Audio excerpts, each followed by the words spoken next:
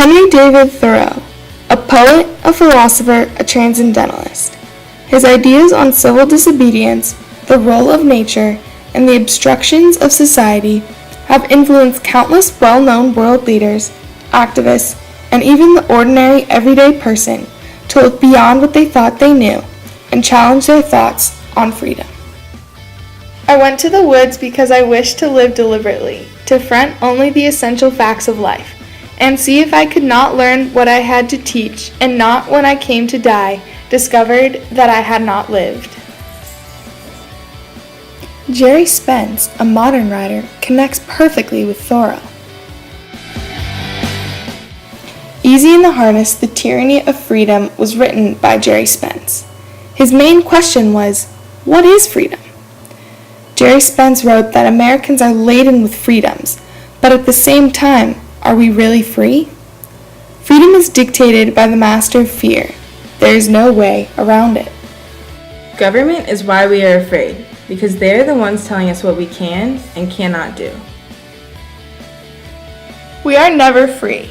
No matter what social state we are in, we are all still harnessed by the fear of judgment, hunger, and unemployment. Fear is the master. When we say we are free, there is always some higher person giving us rules and guidelines, boundaries. We are free in the respect that others are more restrained than we may be. But in all, everyone is restrained by fear. Fear overcomes freedom. One of Thoreau's most influential and life-changing experiences was during the Mexican-American War. Because the United States was in fear that the Mexicans were going to try and reclaim their land, and because they wanted to expand in their own right, violence and force were used to make sure the freedoms we held in the region were not lost to an inferior people. Thoreau believed this fear was destroying the morality of people because they had to listen to the government without thinking for themselves. Instead of taking part and listening, Thoreau refused to pay his poll tax and was promptly put in jail.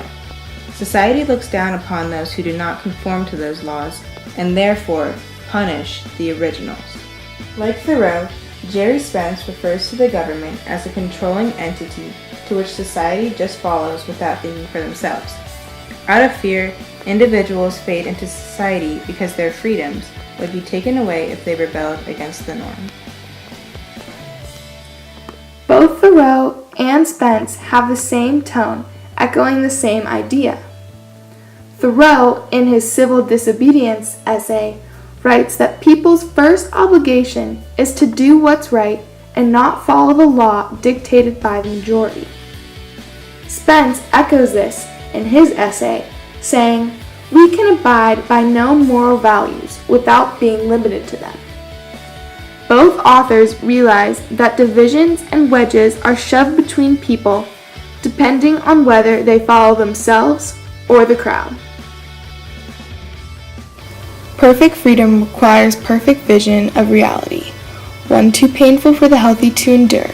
It requires we be alive, alert, and exquisitely aware of our raw being. Thoreau frequently is telling one to not conform to society.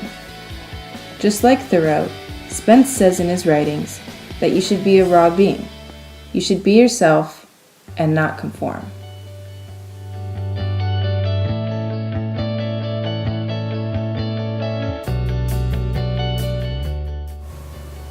To restate the connections, we are never free through our social state. Control from an overarching ruling body does not allow for complete freedom.